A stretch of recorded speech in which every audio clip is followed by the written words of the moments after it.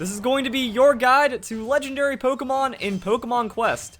So obtaining and fighting legendary Pokemon is pretty crazy. Right now, I'm in a battle with Articuno, which is incredibly rare and incredibly substantial. For example, I've gone 2 hours dry without seeing a legendary Pokemon, but at the same time, the RNG can be really funny, because I've seen about 3 legendary Pokemon in the span of 45 minutes before, and this is with non-stop grinding, so it can take a lot of encounters to get a legendary Pokemon. Now, the actual battle itself, when it comes to Happenstance Island boss Pokemon, not really too intense, unless it's Mewtwo. If you do encounter Mewtwo, it's going to be like the boss fight that you have on the Legendary Island, so you will need to have a bit of awareness that if it is charging up its strong attack, you might get wiped, and the last thing you want to do is die to a legendary Pokemon and lose the mission because you just weren't able to beat it. And unfortunately, we just got very unlucky. So what happens is, when you fight a legendary Pokemon on Happenstance Island, there is a chance you can receive a mystical shell. Now, unfortunately, it is not a 100% chance given the rare encounter rate of legendaries, so that is pretty unfortunate. However, one thing I have noticed is the difficulty of the exploration on Happenstance Island seems to give you better rates at encountering legendary Pokemon, because I did at least 50 on 12-1 to kind of grind up to get ready for 12-2, and I only encountered 1 legendary that time, which did not drop a mystic shell. But then when I got here, I've seen about 6 or 7 at this rate, and I've only gotten 3 mystic shell drops, so it seems to be a 1 in 3 drop rate, or maybe the drop rate does increase as you go higher up. Now, I've only been able to pass a few at 12-3, and I haven't seen a legendary Pokemon there, so that's kind of what's going on. Now, the reason why you want mystical shells, and the reason why they're so rare and powerful, they can only be found on Happenstance Island when fighting a legendary, is because you can use them to summon legendary Pokemon. So by using mystical ingredients inside of your cooking, you'll be able to call legendary Pokemon for your buddy. Aren't they beautiful? So we have some mystical shells over here, and one interesting thing about mystical shells is, on top of having a low drop rate, they only drop 1 to 2 at a time, which is why I strongly recommend the first item that you buy in this game should be a Gengar balloon. That even though if you're getting like the Cushions, or you're trying to get something like the Blastoise fountain, therefore you can get specific double drops, the Gengar balloon just doubles all drops, and that includes these rare items. So you get double rainbow matter as well as double mystical shells, which means you can get 2 to 4 per encounter, which helps you get legendary Pokemon a lot sooner. But there are some problems. Mystical shells, they're pretty rare.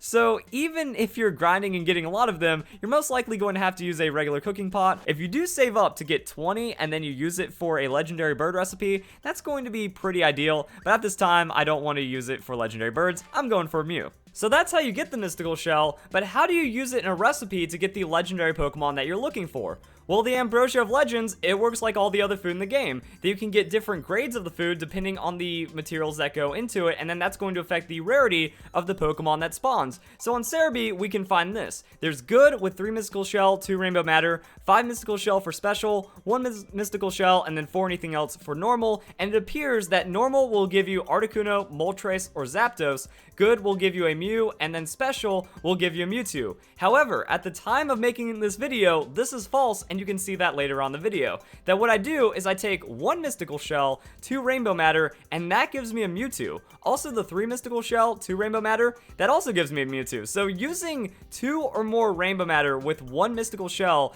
gives you a special, and unfortunately, I haven't gotten any other mystical shells to kind of see if 1 mystical shell, 1 rainbow matter, 3 anything else actually gives you a Mew or a different kind of grade, but that's kind of where we stand right now, and it does kind of show that you don't need to save up 5 mystical shells to get a Mewtwo, but the 1 mystical shell for anything else does appear to give you a Moltres, Articuno, or a Zapdos. So that's just kind of like the update that we have right now, and it's making things really interesting for getting legendary Pokemon. So let's go and set that up. And again, at minimum, you are going to need 3 of these, so it's not like you get 1 drop and you're good to go. That's going to be it. So I wonder how long this is going to take to actually cook. And this is what I mean by crazy RNG. I'm already fighting a Zapdos, and this is just the 3rd expedition after I made the Mew recipe. So I went 2 hours dry, and now 15 minutes, actually less than 15 minutes later, I have this, but no mystical shell. Ugh. The RNG is...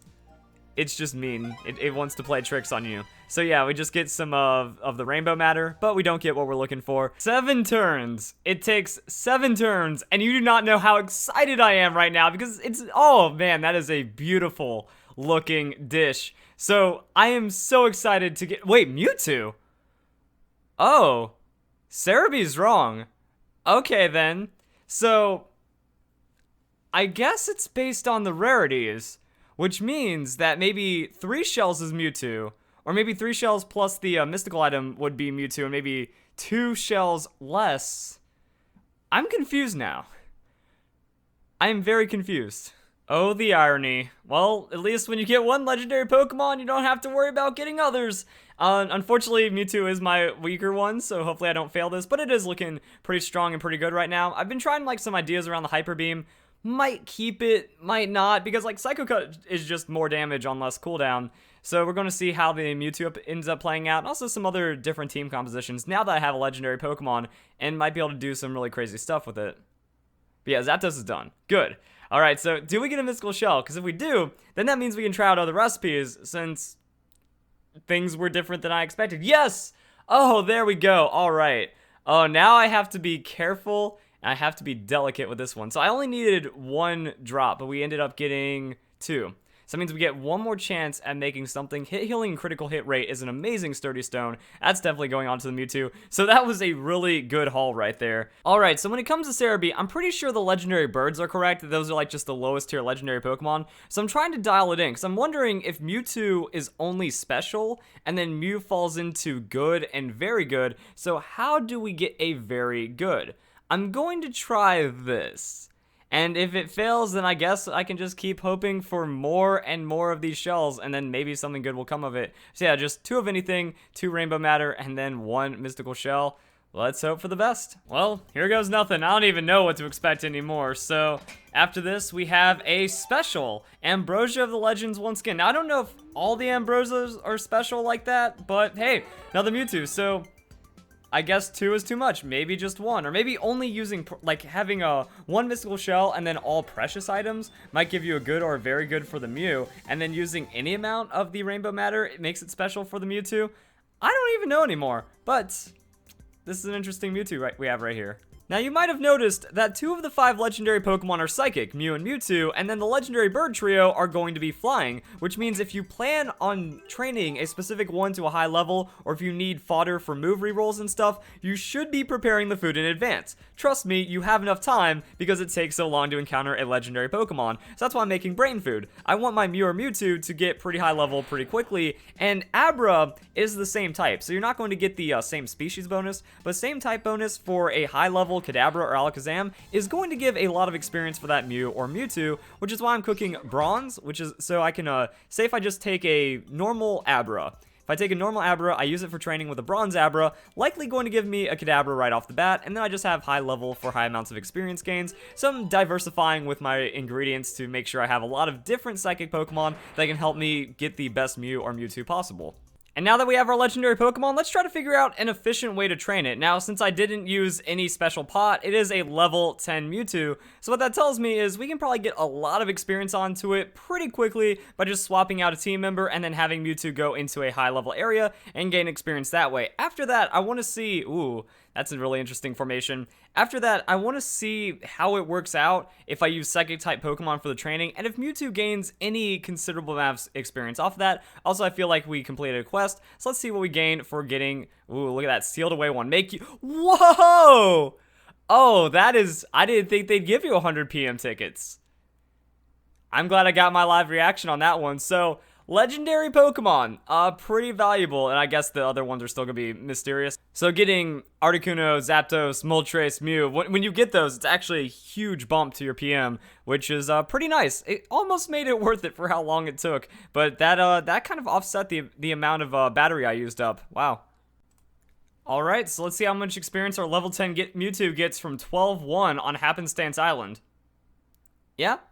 That's looking pretty good, if you ask me. So, for those first couple levels, you can do that for Mewtwo, and that way you're saving Pokemon. Also, you could be cooking Pokemon while this, or cooking for Pokemon while this happens, and then you can just kind of min-max the experience. So pretty much the same thing to get any Pokemon to a high level. It's just you're starting out lower, so it's going to take a bit more time and a bit more commitment, but that just kind of happens. Alright, so let's see how effective training can be with a Pokemon like Mewtwo. It's going to be hard to get a same species, but hey, Starting off with some very high level Pokemon is going to be pretty good for jumping Mewtwo's stats up fairly considerably, and I think this is pretty much the way to go. So I'm going to be pumping out Brain Food for effectively the rest of my life until this Mewtwo hits level 100, and the rarities do matter. So that's going to be a good way of gaining 23 levels right there, but it does get harder as we go on once the level gaps start to kind of fall off, and now I want to see if I can get some other things going on. So you see that level 20 Abra right there? I'm going to try to take some of the lower level Abras, turn it into a Kadabra, and then see if we can actually start getting some extra levels.